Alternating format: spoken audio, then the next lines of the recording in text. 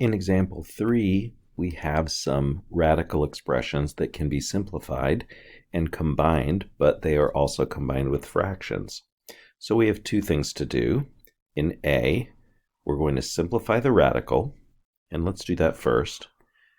The square root of perfect square factor in 45 is 9. So the square root of 45 can be rewritten as the square root of 9 times the square root of 5 over 4, and then minus the square root of 5 over 3.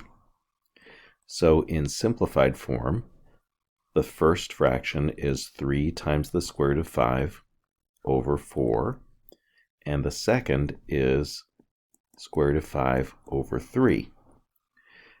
Now, in order to combine these, we're going to need common denominators in order to subtract the fractions. So I'll multiply the first fraction by 3 over 3 and the second by 4 over 4. That's going to give us a result of 9 times the square root of 5 over 12 minus 4 times the square root of 5 over 12. Subtracting, when we subtract fractions, you subtract the numerators. That gives us 5 times the square root of 5, and keep the denominators, which is 12. So, final answer, 5 times the square root of 5 over 12. All right, now let's work one with cube roots. So, in B, our first fraction appears to be in simplified form already. The cube root of 3 is irreducible since it doesn't have any perfect cube factors.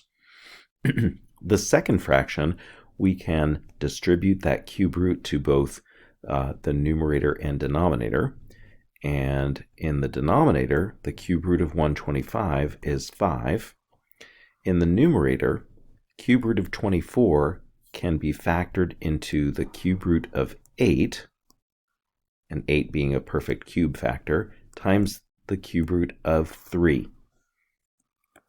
So now, when we bring this down to the next step, the second fraction becomes 2 times the cube root of 3 over 5. We need a common denominator in order to be able to subtract these fractions, so I'll multiply the second fraction by 2 over 2, and this gives us the cube root of 3 over 10 minus 4 times the cube root of 3 over 10. So now we have, subtracting the numerators, 1 times the cube root of 3 minus 4 times the cube root of 3, which is negative 3 times the cube root of 3 over 10.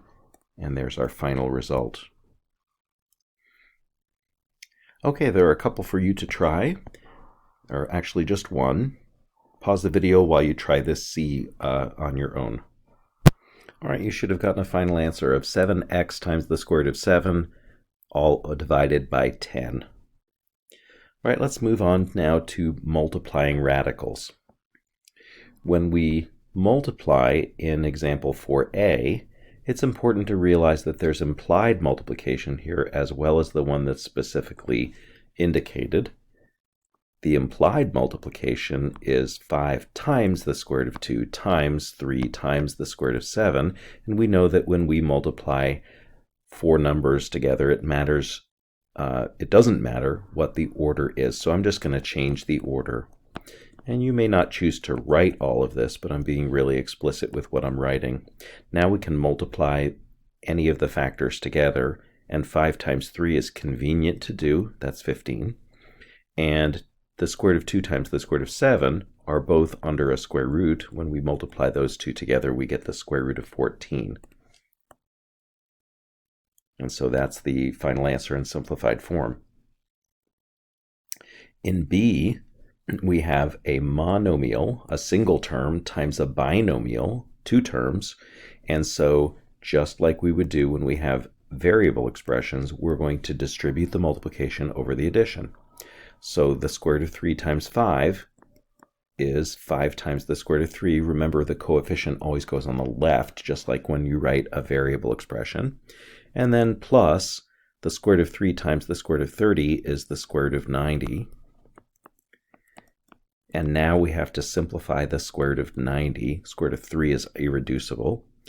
Square root of 90 has a perfect square factor in it of 9. So we have the square root of 9 times the square root of 10. And now we have 5 times the square root of 3 plus 3 times the square root of 10. That's going to be the final answer because those radicals are unlike. So we cannot combine them together. We can't add unlike terms. In C, we have a binomial times a binomial, so we can use the FOIL method. The product of the firsts is the square root of 35. And the product of the outers is 1 times the square root of 5. That's the square root of 5. The product of the inners is negative square root of 6 times positive square root of 7. So that would be negative square root of 42. And the product of the lasts is negative square root of 6 times positive 1. So that's negative square root of 6. And none of these are like radicals, and none of the radicals simplify. The larger numbers 35 and 42 don't have any perfect square factors, so that's as much as we can do. All right, in D, we're again going to use the FOIL method. And so the product of the first is the square root of 2x times the square root of 2x. And we can multiply the contents of the radicals together. So that gives us the square root of 4x squared. Product of the outers is positive 5 times the square root of 2x. And the product of the inners is negative 5 times the square root of 2x. And the product of the last is negative 5 times negative 5, which is negative 25. Now let's simplify our radicals. Assuming that x is a positive number, we were not told to that the variables were unrestricted, so we can make the assumption that they are positive numbers only.